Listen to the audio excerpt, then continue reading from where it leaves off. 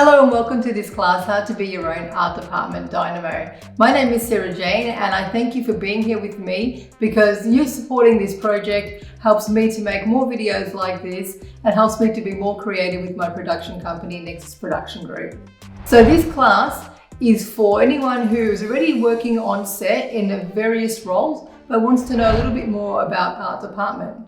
It's also suitable for hands-on creative people who actually want the basis to work in art department because you're actually going to go into a project or you want to actually move into the role of art department in the future.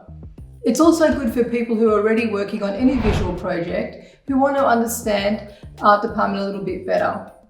So there's a number of different things I'm going to teach you in this course, and the materials that you will need is a basic Pinterest account, a basic Canva account, a Wi-Fi connection, a laptop, and an imagination. So let's get started. Join me for that first lesson right now. So welcome to this first lesson, conveying mood and emotion creatively through color.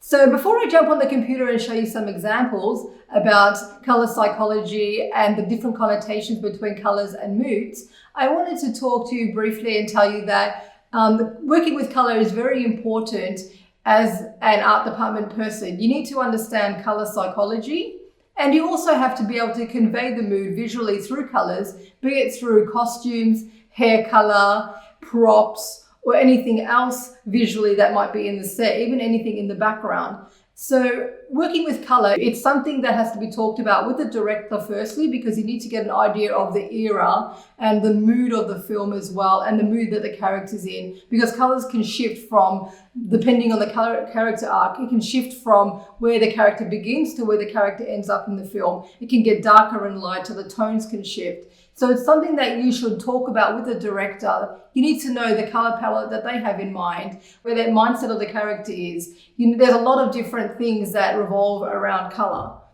And when I say art department as well, it's not just art department that works with color.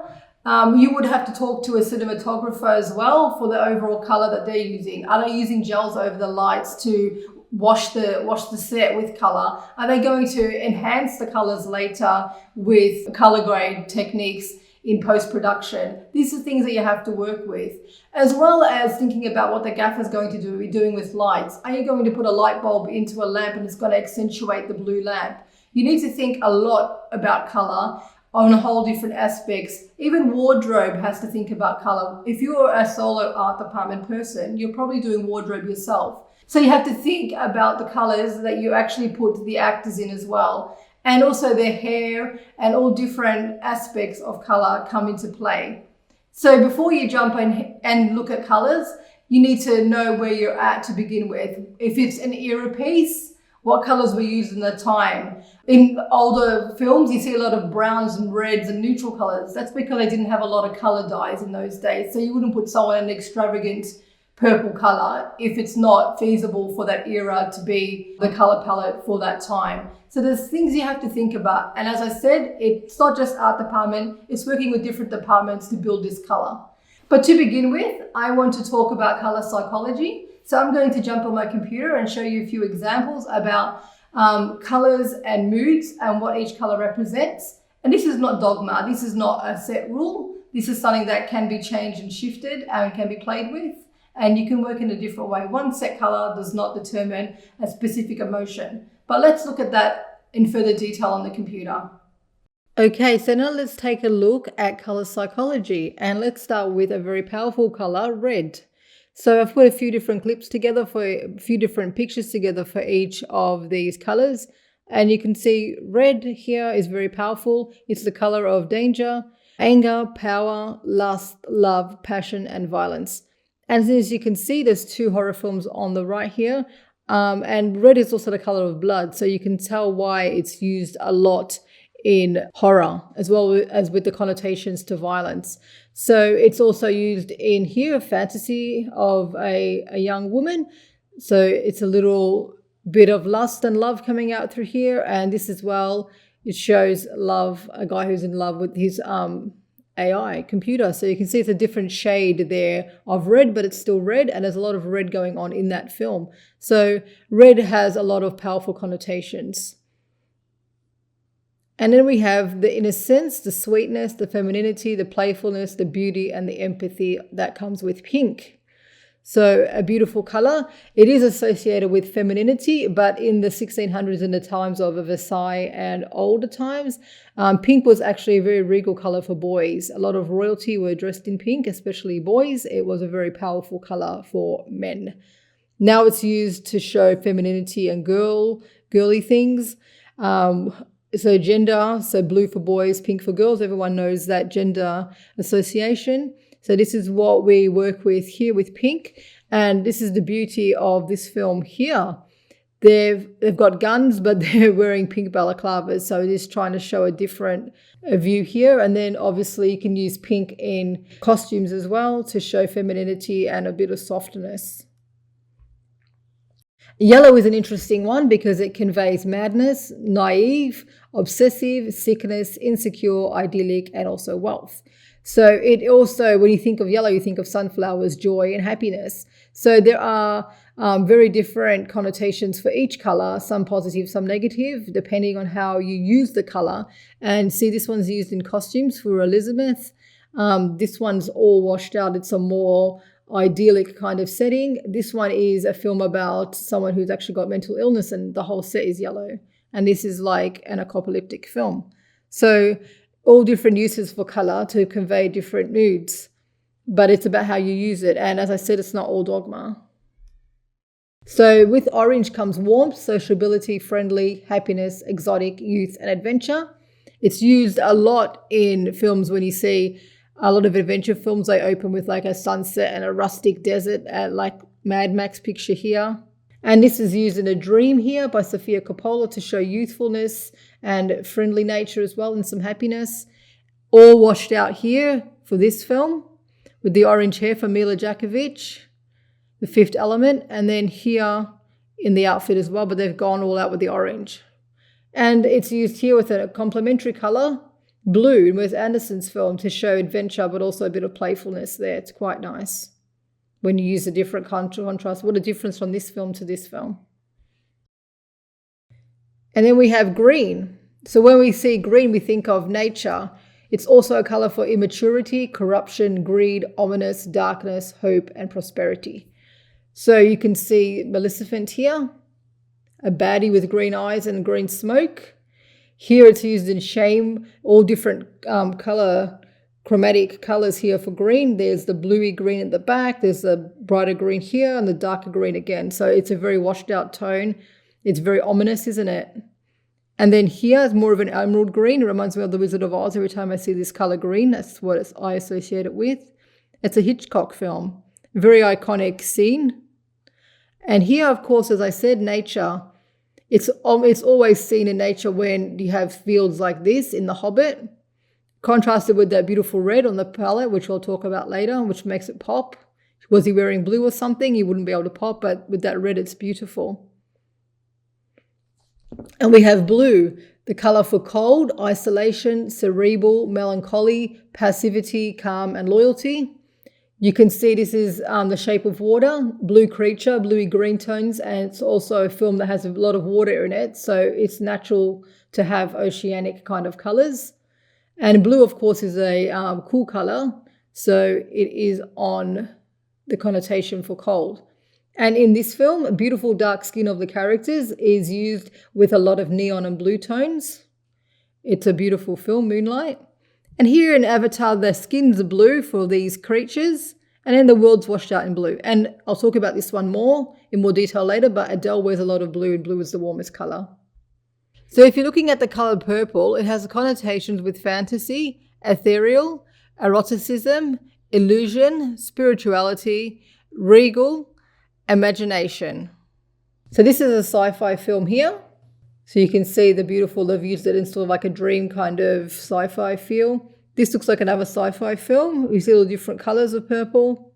This one is used in a more playful, illusionary kind of tone. The colors are beautiful for the young girls. And the building is actually all purple in this film, the Florida Project. Neon Demon here. They use a lot of neon colors to make it look more sci-fi and fantasy. So that's a great use of color there with the other neon blue. And as I said, this is another sci-fi one here. So let's have a look at the color wheel. This is a basic wheel. So I've broken it up into warm and cool to make it easy. So obviously here from the red all to here is all warm. This is all warm. This here is all cool. So if you want a contrast, you use complementary colors. If you go with blue and orange, green and purple, or green and red, of course you're going to get a color that pops. It's just the way the wheel works. You just use this wheel to just give you a bit of a guidance. So primary colors are here, analogous colors here, complementary, secondary, intermediate, and then split complementary. The color wheel is a little bit more complicated than the one I showed you. So there's hues, tints, tones, and shades. But I'm not going to go into it too much because there's a lot of different terms and a lot of different things to say about it. But I have added a page with a whole bunch of links on there that you can click. One of them is where I've got these color wheels from, and it talks about the use of the wheel and how to create tints, tones, and shades by adding white, gray, or black. It talks about all the different kinds of colors that can be created and how to use a color wheel in more depth.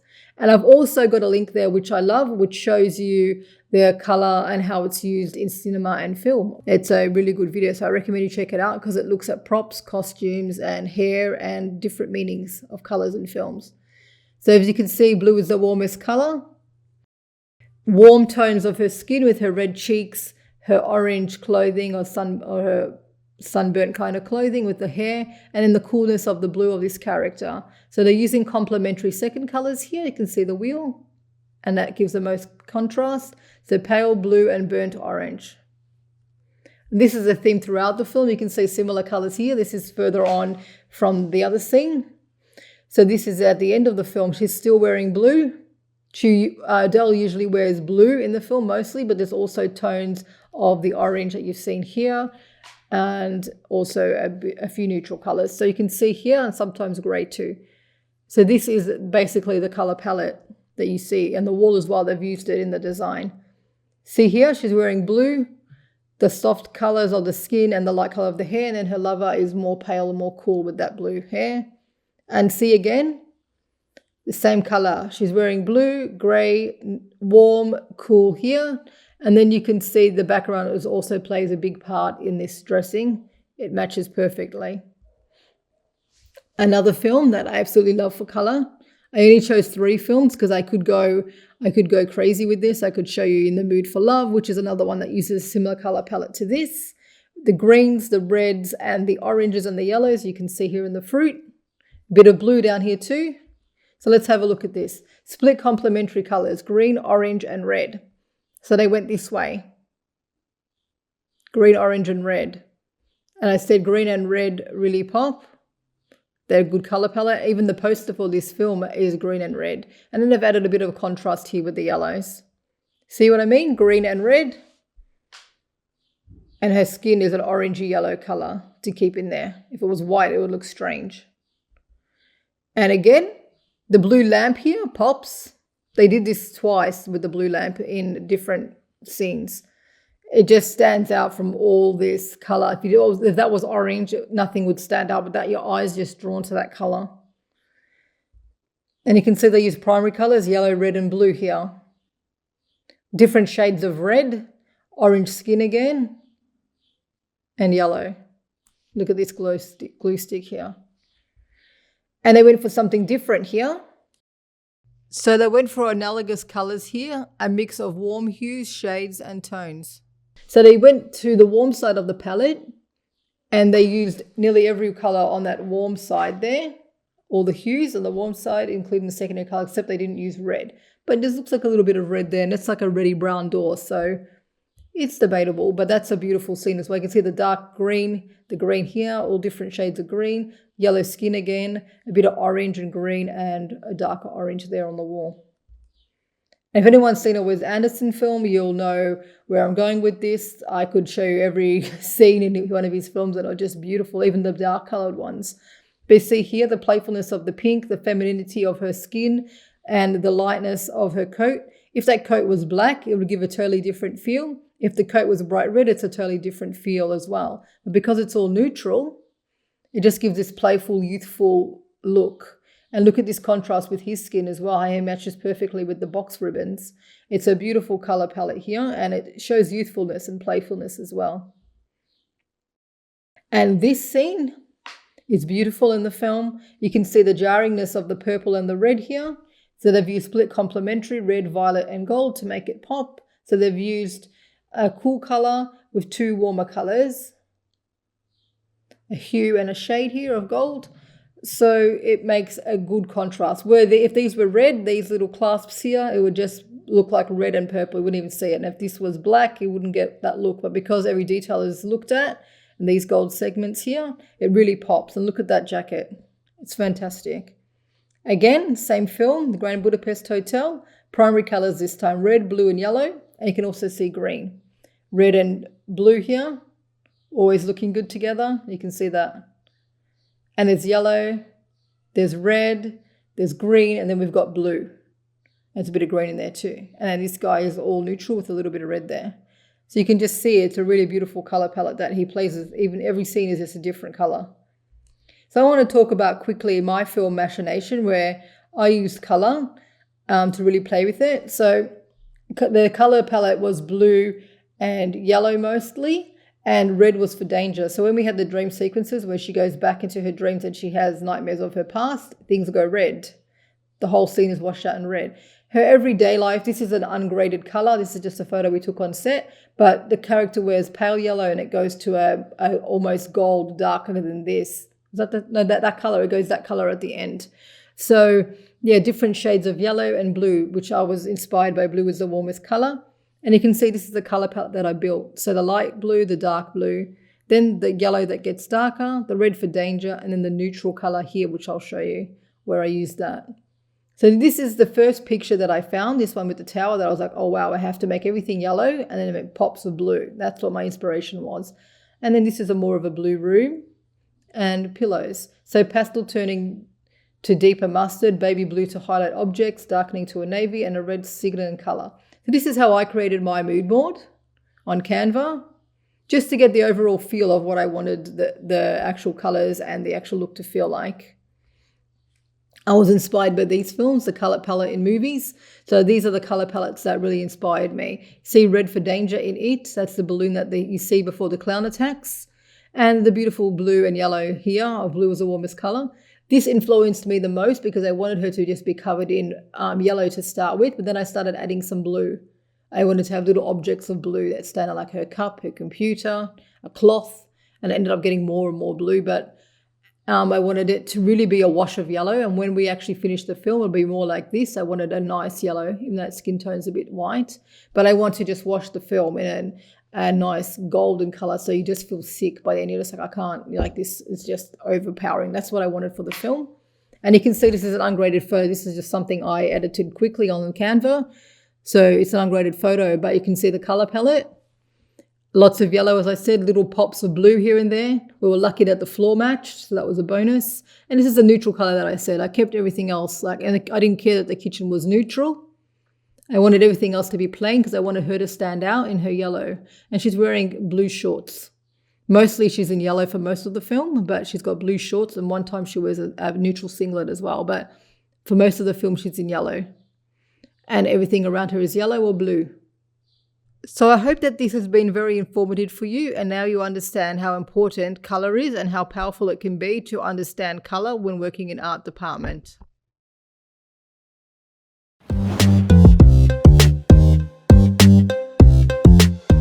So now that we know how to convey mood and emotion through color, we've looked a little bit at color wheels and film examples as well as color psychology. I want to go into it a little bit further and get you to create a mood board. This mood board is going to be your class project. So how I do this is I use a program called Canva. So I use Canva to design a lot of my marketing materials and also to create my mood boards when I am first walking into a project. So as I said, you only need a Wi-Fi connection and you can sign up to Canva for free. So now I'm going to go into a video to show you how to build a mood board, and I'm going to show you one that I did for our feature film Machination, which I used yellow and blue tones to convey sickness and distress for our character. Welcome to the class project, Building a Mood Board. So for the class project today, you're going to be creating a mood board around a film that already exists, one that you're looking to build yourself, or an object that you found that you want to actually build something around.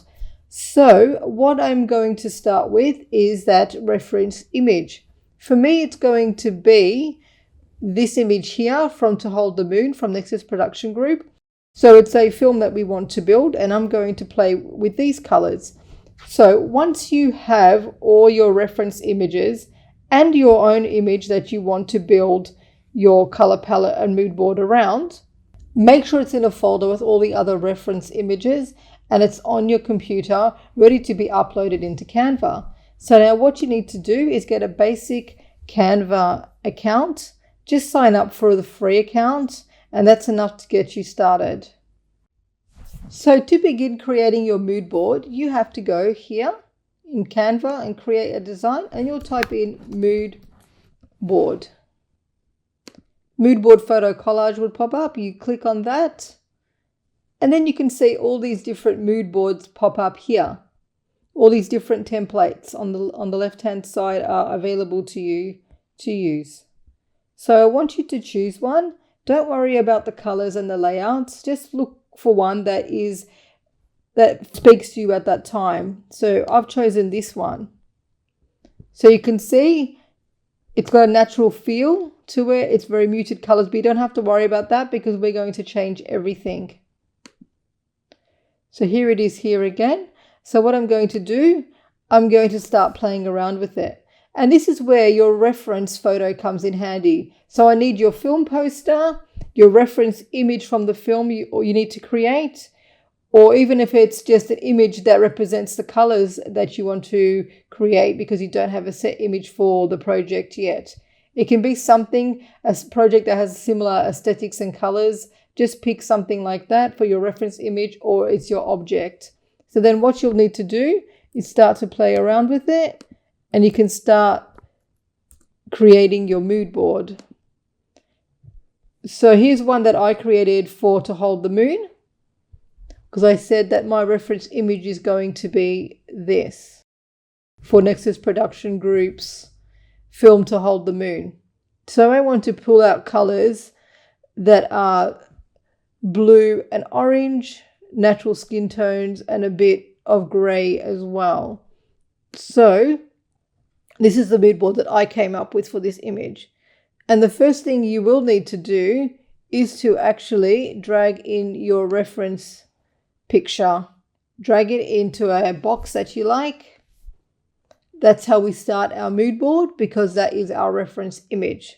So if you're using the poster, you'll put the film poster in there. If you're using an image with similar color palette to a film that you're going to create or a project you're going to create, put it in there. If it's your object, put it in there too. That's a good way to start. And then we're going to look at the color wheel.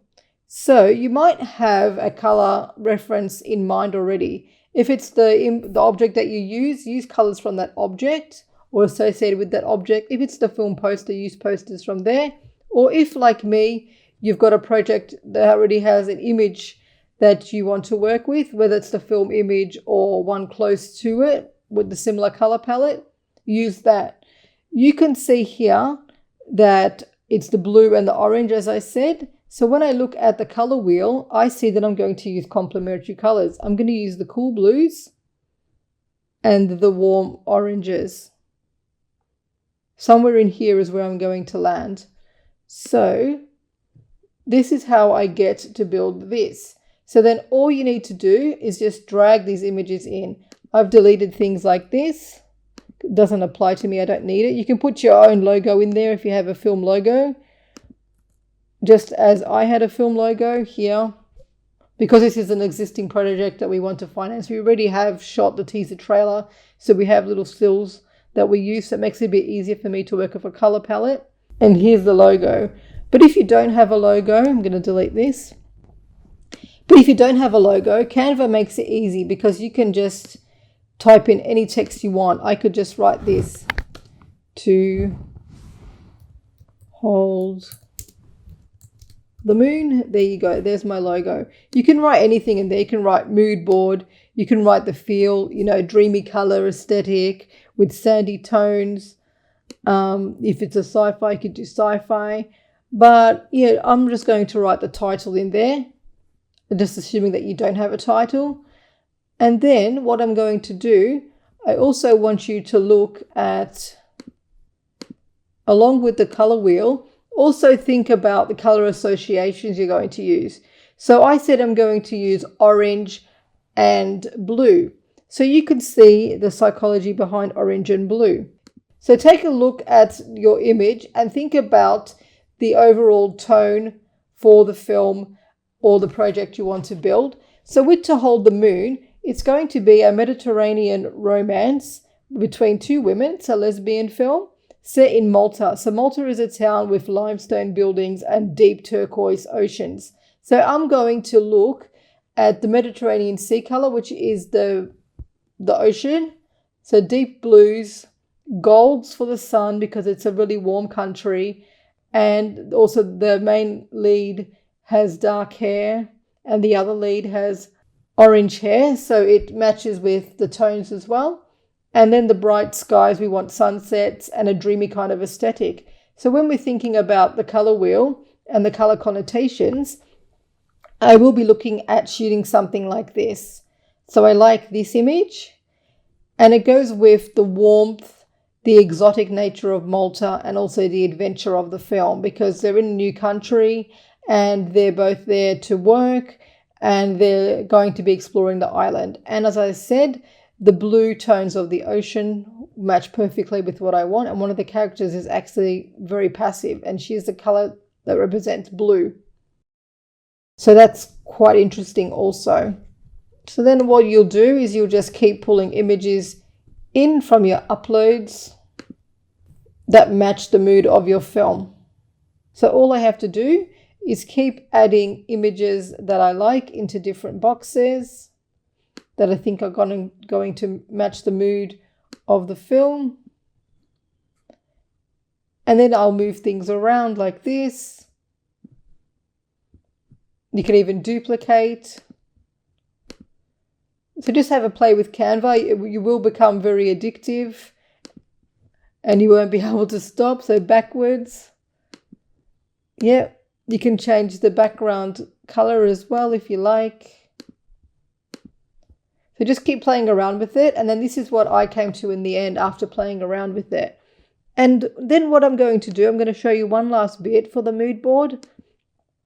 You can see that the mood is already coming out. I said to you that it's a Mediterranean film with limestone buildings and blue turquoise waters. So what I'm looking at is I want a lot of dreamy shots. So it'll be a lot of, let's go bigger. So it would be a lot of this sunspots, beautiful sunsets by the water. As you can see, it's not too far from the image that we have already. Something like this in the corner from her. And then the night scenes that are a bit more solemn and mellow, I want them to be like this with the blue wash, something like this as well. You can see the blue and the gold there as well from the lantern. So this is the kind of mood that we're going for. So this is what a mood board does. It gives you the overall mood and feel of the project. And one last thing I want to show you is how to add the swatches in here to match your project. So the great thing about Canva is when you click on one of the swatches here, just click on the one that matches. And the cool thing that Canva does is it brings up all the images that you've put into your mood board are here. Every single one of these images are in here. And have a look at the color palette that it's created for me already. I said I wanted to go for the blue and the orange tone, so the warm and the cool tones and the gold. So that's actually giving me a really good color palette to work with. It's giving me every color that I want. So then all you have to do is just click on one of these swatches. See, it's on the blue at the moment. So if I click on this blue, it's going to change the blue. Did you see that? I'll just reverse it back. But all you need to do is click on each swatch. Click on the one that represents at the top. Go see all and pick these colors from your images. And keep doing that until you have a full color palette there. You don't have to have 6. You could just delete and have 3. And once you're happy and you say that's it, that's all you have to do. And this is what you'll use as a reference now for your film. You'll have a look at this, and you'll also look at the colors and of the costumes and of the hair. You'll look at the overall feel when you're dressing as well, and you think, okay, this is the mood that I want. You can also show this to anyone in your team, whether you have an art department team or if you're working solo. It's something you can show the DP as well and say, is this the mood that you're going for? Because this is the look that I'm thinking. And together you can try and build this mood with the gaffer as well to get these dreamy kind of shots.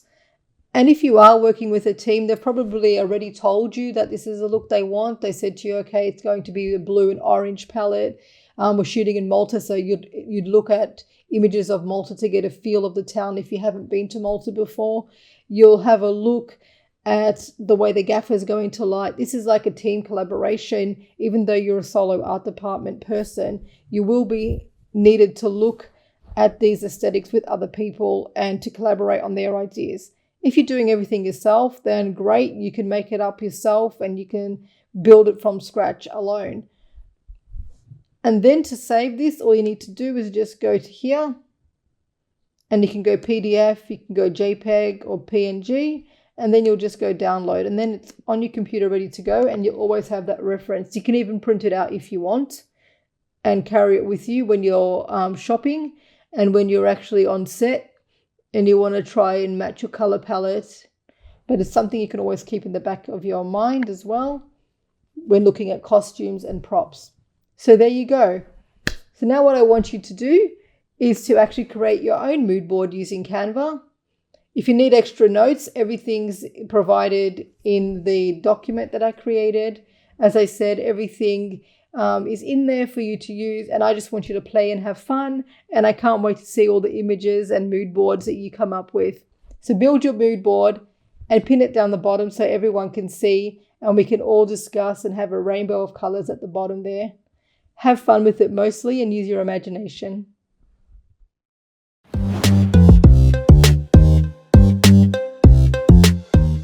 How to get your ideas down in one place is the next lesson, and I'm going to talk to you about how to do this using Pinterest.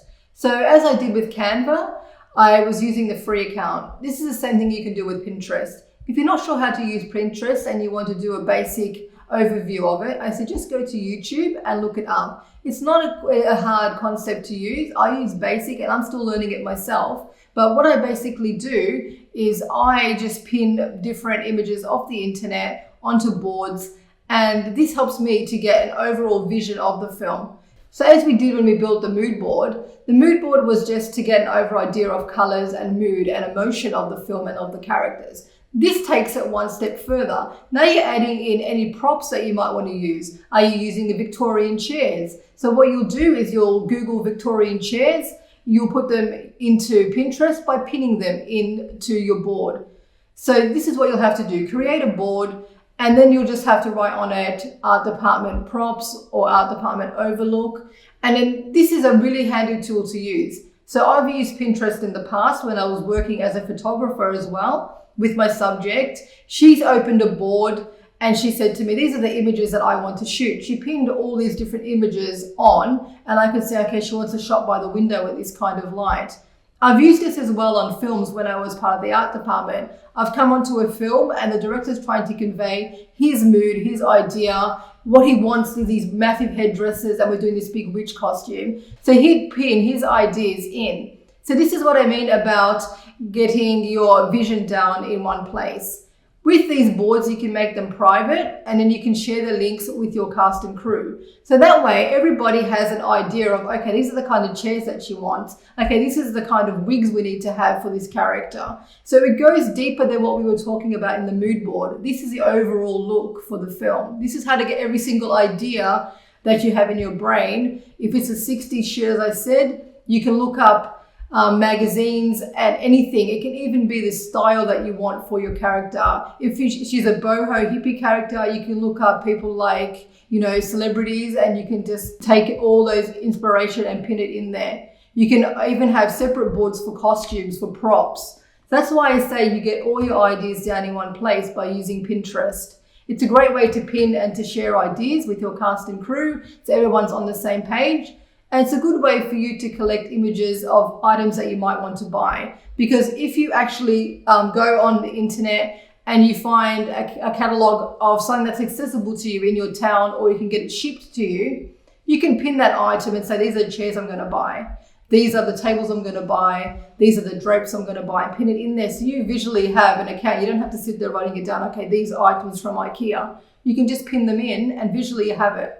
So back in the day when we used to be working on set, I would actually come onto set, and even when I was working with a production designer, they'd come onto set with his board, and we have all these images and moods of pictures that we wanted all pinned up there, and we'd stick it on the art department wall, and we'd say, okay, these are like how we have to make the candles look. This is the lighting that we were thinking of going for, and this is like how we're going to dress it. But what Pinterest does for you, it gives you this board in one place on the computer, so everything's there. There's no more cutting out and scrapbooking, which is fun but time consuming. It's quicker to just quickly pin. So that's why I use Pinterest.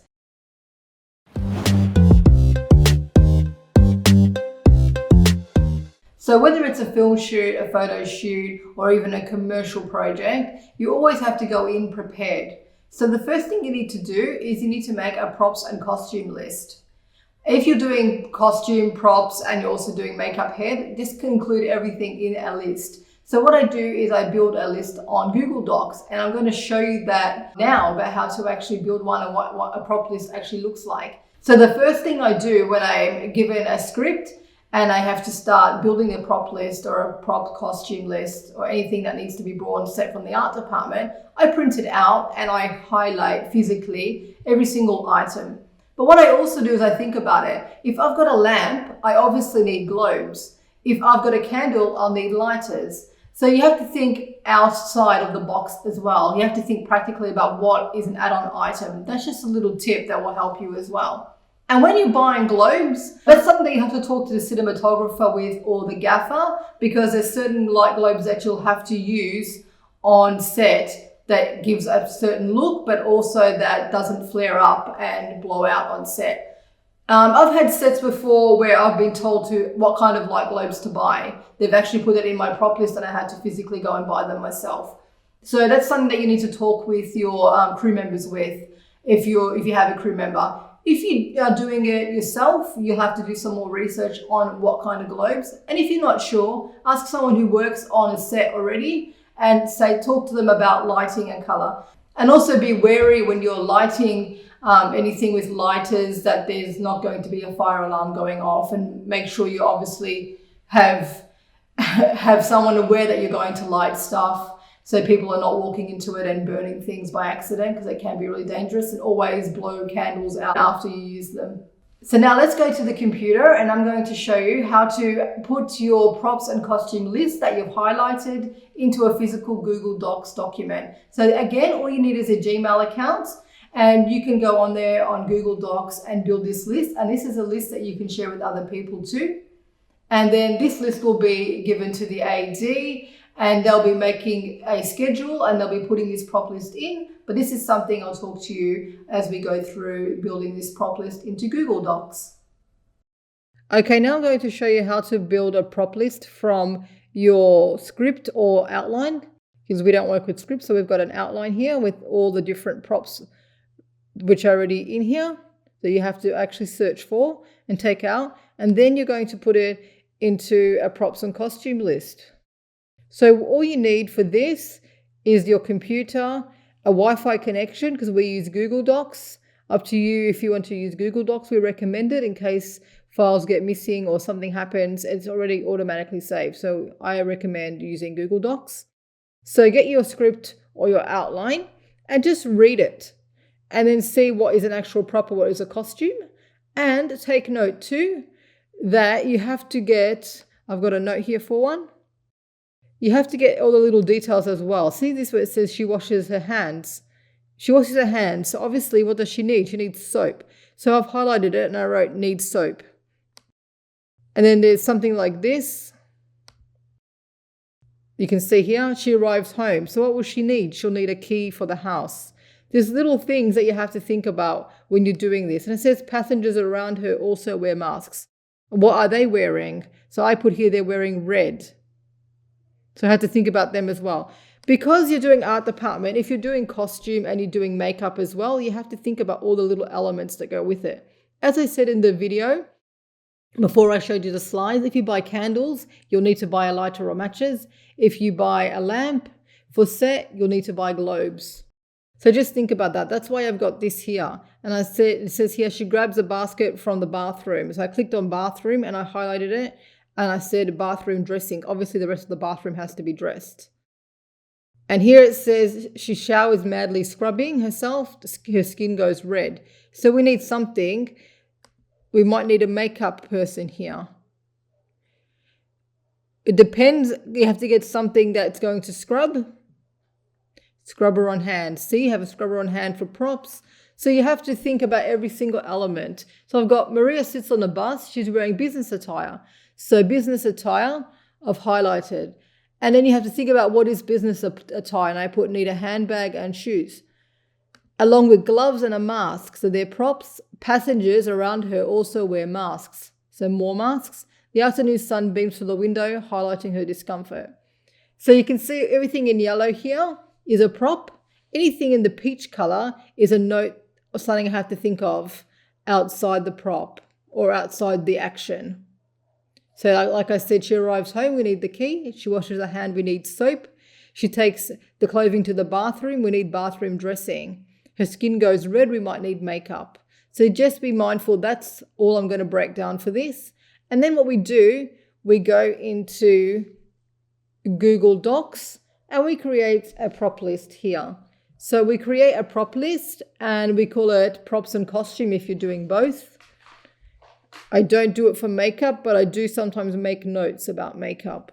So if you're only doing props, just focus on props. If you're doing costume only, do costume only. But if you're doing everything and you're being the Art Department Dynamo where you're taking everything under your wing, you have to make it props and costume. And you can do it separate. You can do props and costume here. I chose to do it on one so I could see what was happening in each scene. So I've got scene one here and scene one on the other side. So one side is costume, one side is props. So you can see what I've done here.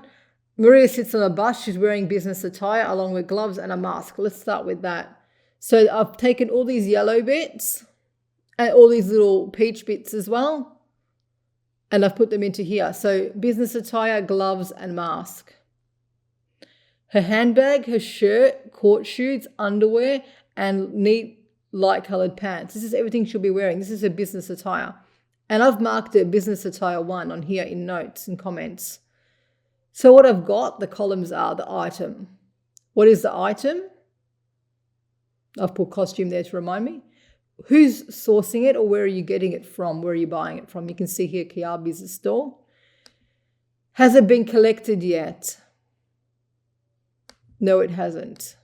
I put yes for that. And a note or comment. So Maria's handbag in scene 1 is a costume. It's being sourced by me, by SJ. It has been collected. And it's a blue and tan bag. It's part of business attire 1. The court shoes for business attire 1 is going to be brought and sourced by Steffi, the actor. I haven't collected it from her. Steffi to bring it, and it's going to be black. Same for this, neutral underwear, Steffi the actor. I actually had it, so I collected it from her.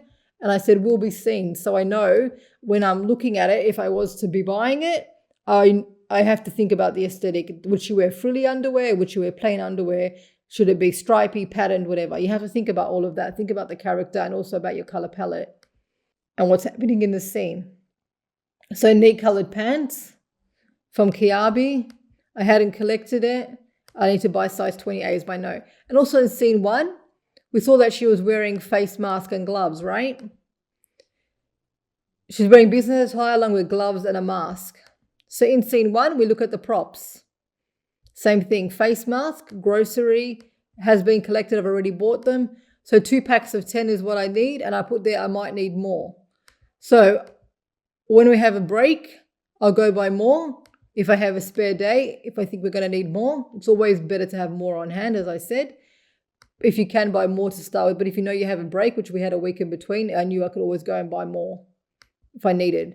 But it's always good to buy more than what you need, just in case you can't find it again, because you might not be able to find the same ones, especially during a pandemic.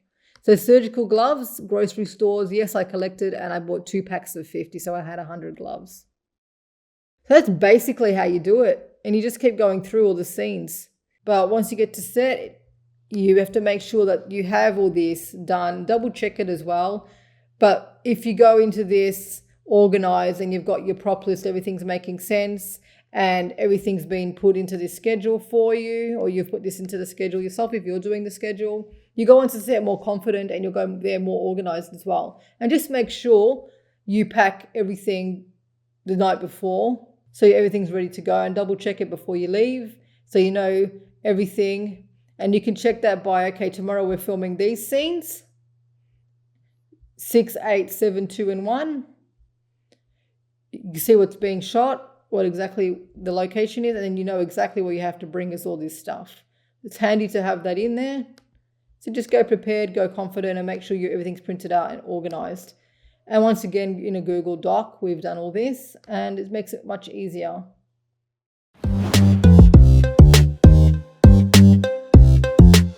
So this is where I tell you my do's and don'ts and how to shop efficiently for props and costumes. There's a few things that I've learned along the way in my career over the years. So I just wanted to share this because it's really going to be handy and really going to help you when you are buying and shopping around for different items for sets and even for costumes and anything else that you might need for art department. So when you're writing your prop list, make sure you check over it twice. And as I said, always look for those add-on items. Do you need light globes for the lamps? Do you need lights for the candles? Do you need any bits and bobs for the curtains to attach? And also think about your kit as well. What is in an art department kit? If you're doing props and costumes, whether you do or don't do props and costumes as well, always have a little sewing kit on hand, a little handy one that might actually help you not only for costumes, but if you have to sew or cut a curtain or a fabric, or you have to make something on the fly. So there's this little kit that you need as well. So that's something to think about. And when you are shopping for props and costumes, the best tip I can give you is to look at your props and costumes list and see what is the rarest item to find. If it's something that you don't actually have in your country, if you live on an island like I do in Malta, sometimes it's harder to get certain things. Some things might even be banned by customs, so you have to think about how you're going to get it in. I had this problem on a theatre production where it was hard for us to get a straitjacket in because straitjackets were not allowed to be brought into the country. So we had to think of an alternative way. Lucky we had someone who actually had one.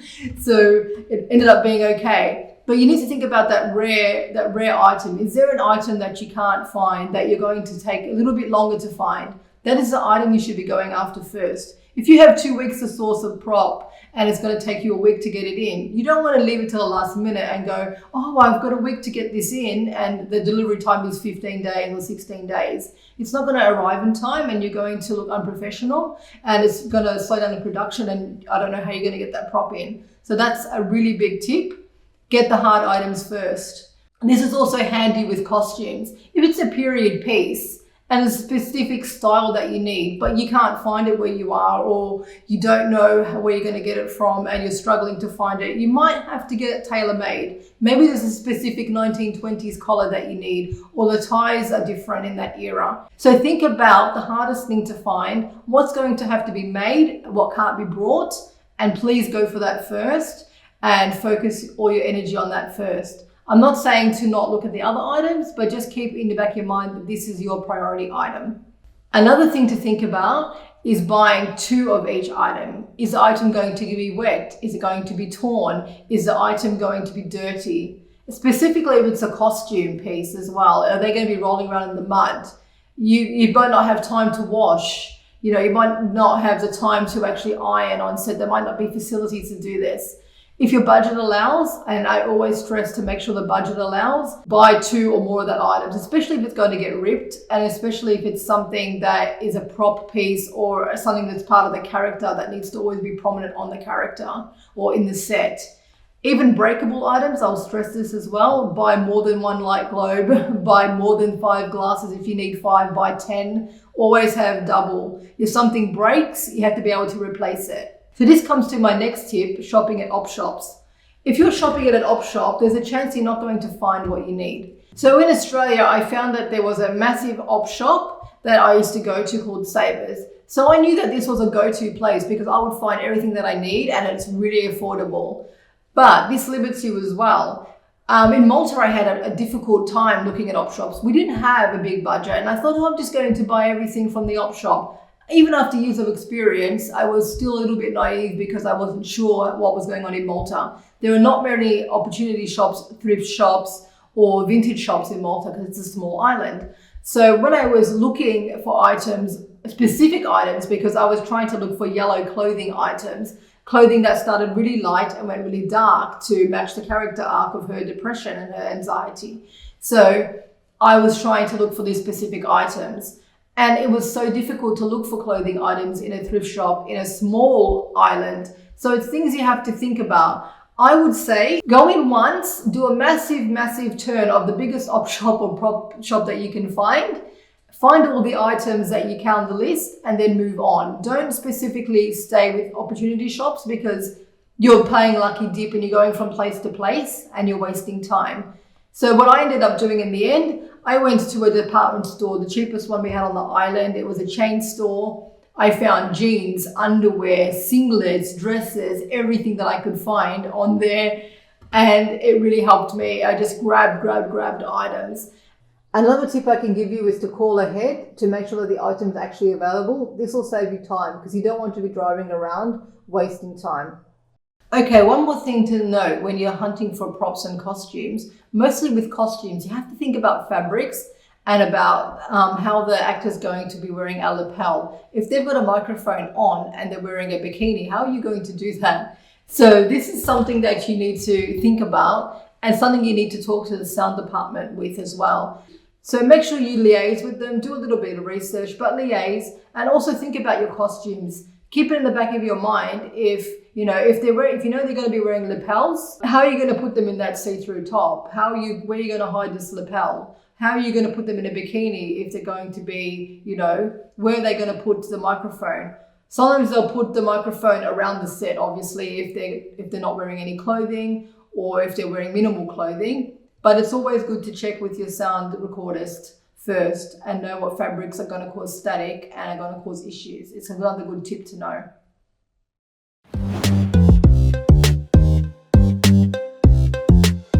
So this brings me to the final lesson, which is working on set.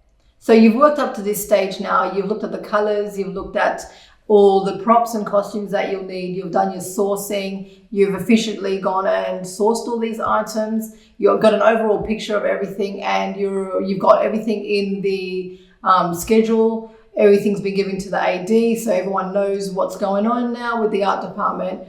And you know yourself what's going on and you're ready to get onto set. So you'll take your box of props and your costumes on the rack or wherever you want to carry them and you'll arrive on set. So what you do here, if you can arrive on set beforehand, if it's a secure area where no one's going to be in, ask if you can go earlier and take a look. Maybe you want to set up something already like some curtains, or you just want to get a better feel of the location again. You want to place your items somewhere safe and set everything up beforehand. That is a great way to do it because if you're a sole art department person, when you got on set, there's a lot to do. You might need to iron, you might need to straighten out some things, you might need to make something last minute. You have to also liaise with the other people on the set. You might have to talk to the director about the positioning of the cameras. There's a lot going on. So if you can alleviate your tasks by getting on set a little bit earlier or the day before to at least place your props down and put them in, like we used to use tape on the floor and we put day 1, day 2, or scene 1, scene 2, scene 3, and we'd put a box in front of each of those items. So, you know, when they say, okay, when you look at the schedule and you say, okay, we're shooting scene 5 today and scene 7 and then scene 10, you're not going through this box hunting, where did I put that lighter? Where did I put his pipe? No, everything's there. If it's a shelf, it's better. Everything's on a shelf, that's much better, but whatever, just put it all in one location. So, you know, when we're shooting scene 5, everything's there. These are the props I need for scene 5. These are what I need for scene 7. This is what I need for scene 10. So you organize. Organization is key here, and it's going to save you a lot of time and a lot of frustration, because it is a little bit tricky doing everything at once. I'm going to tell you, it's very stressful, and you have to be on the ball. You have to know everything. And if you're doing costumes, as well as, you know, looking at the overall look of the character, and also handling props, which you most likely will be handing props to actors such as phones and heroic props such as little pipes and, you know, different things, it's going to be a full-on job. So let's start from the start. So the first time you come into a set, it doesn't matter if it's a location that you've hired or someone's home. The first thing I'll suggest to you is get out your phone and take pictures of everything on set before you actually start moving things. Because at the end of the day, you're going to have to be putting things back as they are. And you don't want to be like, oh, I'm just going to chuck that there and put that here. You'll annoy the person whose house it is, or you'll look really unprofessional as well and really unorganized. So make sure you take a photo of everything when you come in, and so you know exactly how to place it back later, because you are going to be the person who's putting it back at the end of the day. And another thing to do, whenever you dress something and it's set, you can take a photo from the top so you can see whereabouts it's positioned on a table or a set. Take pictures on the side so you can look back. You can always look back at the monitor and have a look, but you're going to be always telling the DP, can you please rewind that back? I want to see where that table was. Or can you please rewind that back because I want to see where the chair was. Another thing that I do, especially when there's food on set and it's a small, like everyone's on one set, you write hot set, do not touch please, and you put these stickers or these labels all over the set. So more often than not, people are going to move stuff, whether you put, you know, do not touch there, please, and hot set. I had a set where I had, every time there was a take between, the actors would just sit on the couch and I had to always put this chair back, always put this couch back. And they were just sitting there all the time on the set between takes. And it was annoying. The most unprofessional thing I had to deal with. And so I had to keep putting it back. So what I did was I also marked furniture. If it was a close shot, I wouldn't do it obviously on a wide, but you'd have to mark it appropriately. You could put little markers where it won't be seen. There's just little tricks you have to think of. So always make sure you have photos to back you up so you can see where things are once they're moved. Good for continuity, and also good for you to put things back as to how they were before. So you get to set, whether you're arriving on set now or you've already been on set and placed everything there. So usually there is time, about an hour or so, depends what the schedule is like, for all the departments to set up. So you have time to iron and to hang curtains. But if you had a chance to do that before and leave them there, that's great. But the night before, you should also be trying to do this. You should be ironing the night before. You should be preparing and, you know, getting any last bits of props that you need to make done and ready to go. And I'll also say, if you do not have a prop and you've still got 3 days to go and you have time to actually go out and keep sourcing that in between, and might have a day off or so, don't stress to have everything ready, because if you do have that spare day, you can still go pick up the prop, or you can ask for props to be delivered to your home, or if someone's there, or even to the location. Say if you're going to pick it up when you're on set, you might not have time to pick it up. So you can say, all right, I need this delivered Thursday to the location. Here's the location. They might call you, but as long as you've got your phone on, you can liaise with them or even email saying, just checking this is arriving today. Always check, but you don't have to always run around. Like, always find ways to save time. And if there is an assistant, they can always run and get you something too. You also have to make sure you know which way the camera is going to be shooting. It's always best to dress as wide as possible. A good team will liaise with the team members, and they'll be saying, all right, the first shot is going to be this way. It's going to be a mid shot of the actor. The next shot is going to be that way, where the camera's going to be facing this way. We'll be shooting a wide of him, and then we're going to go close up on his hands. So you need to know which way they're shooting. So it's best to get in there and ask if they're not running you through it. if they're not running it through together for some reason. Sometimes I've been on one set where they just started filming, we didn't know what was going on, which is very unprofessional. But more often than not, the cinematographer and the director will gather together and they'll say, okay, the first shot we're doing is this, and they're talking about it. Get in there and listen to what they're filming so you know exactly what to dress. And if there is a period where you're not needed, more often than not, this will not happen, because if you're a sole art department person, you will be needed on set. You can go and dress the next room or go to the next location and dress too. That saves you time for the next day.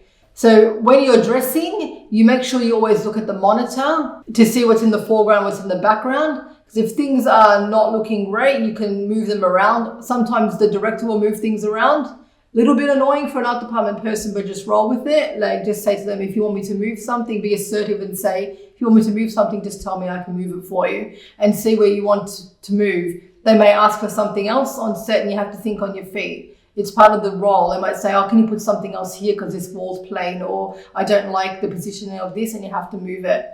So always know your shots. Always be ready to compromise and to move and to look at the monitor. Make sure you can get in front of the monitor. Don't hog the monitor. If you can get your own monitor, it's good. But as a bit of respect on set, I try to stand behind the director and behind, whoever's looking at the camera, who's important, like the director. I don't want to be pushing the director out the way saying, I'm trying to look at the shot, it's like the director's looking at the shot too. So just be mindful of that. So once you've dressed the set and everything's in place, everyone's happy, you've looked at the monitor and everything's ready to go, they're ready to go for a take, the words you say is art department's ready, you call it out. And there's a little bit of a tidbit note. If you're crossing in front of the camera and they're setting up a shot, anytime you cross the camera, you say crossing. It's just something that we picked up, crossing, so they know you're going to be like in their shot, running across. Not when they're filming, obviously, when they're setting up. And then once you're ready and you've got everything done, you've looked at the monitor, and you think this shot looks beautiful, I'm all ready to go, you yell out, art department ready, and they know that everything's set and ready to go. And then you go and you stand behind your monitor or behind the monitor that's available, and you look at the shot again and you're watching. There's no point being in the art department and going to go sit in your room. You've dressed it and you're going to go sit in your room, and then something breaks and you don't know and they have to come and look for you, or something falls, or something doesn't look right, or something happens to a prop and you don't know. It's very unprofessional to just go and sit in the corner and play on your phone, or to go in another room. Make sure you're always watching the monitor. Your art department, you could be in charge of the camera, of the hair, of the costumes. The costume falls off, or the hair ends up being like this for some reason from a fight, you have to go back and fix it. That's another thing you have to think about as well. When you're art department, especially when you're a sole art department person, you might also have to be in charge of continuity. So you've dressed it, you're standing there ready with the prop because you're holding the phone to give to the actor for the next bit. When he's about to talk, you have to hand him something, and then all of a sudden you have to also watch for continuity. Is he grabbing the phone with his left hand or his right hand? In a bigger production, there will be a continuity person writing down notes. All right, he lifted it with his left hand. That's a good take. We'll keep that one. That's what a continuity person does. But I've been on feature film sets where I was in charge of the props, the prop making, the set dressing, and also the continuity. So they smashed on this scene a massive Taj Mahal Lego piece, a massive one. We had a builder there to actually build this thing. And my job was to actually go in and put the pieces back after each shot, after each smash. It was quite a process. That's another thing I'm going to stress. Make sure you have a copy of the script or the outline of what's being shot, the dialogue and everything, so you know when your cue is, if you're doing standby props, when you have to hand something over. And also the schedule, of course, you have to have on hand. You need to know what scenes are being shot next. You need to know what props you need next. You need to always be one step ahead of what's going on. You need to always know what's going on at all times. They're going to rely on you for art department to fix something or to put something in, and they're going to rely on props, obviously, for continuity as well. So there's a lot to take on for art department. That's why I stress always be ready, be prepared beforehand with your props and costumes, be ready to go, be professional, think about where you are in the space, don't touch other people's equipment as well, don't go moving lights. If you want something moved, ask.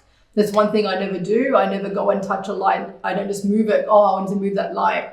Or I have to move, if it's not my department, I won't touch it. I'll go and find the person responsible and say, can you please move it?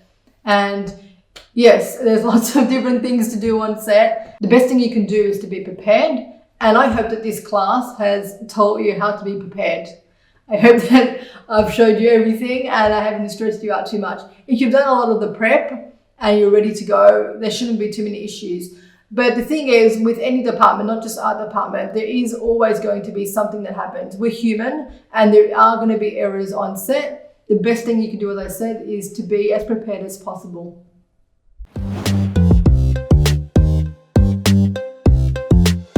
So this brings me to the end of my class. I hope that you've learned a lot and now you can go in confidently into a set and have a bit more knowledge about how art department works and how you should conduct yourself on a set. There's something beautiful about bringing all these ideas, not just from your department, from all other departments, all together and creating this overall vision. We've seen it in so many beautiful films and we've been inspired by so many wonderful projects.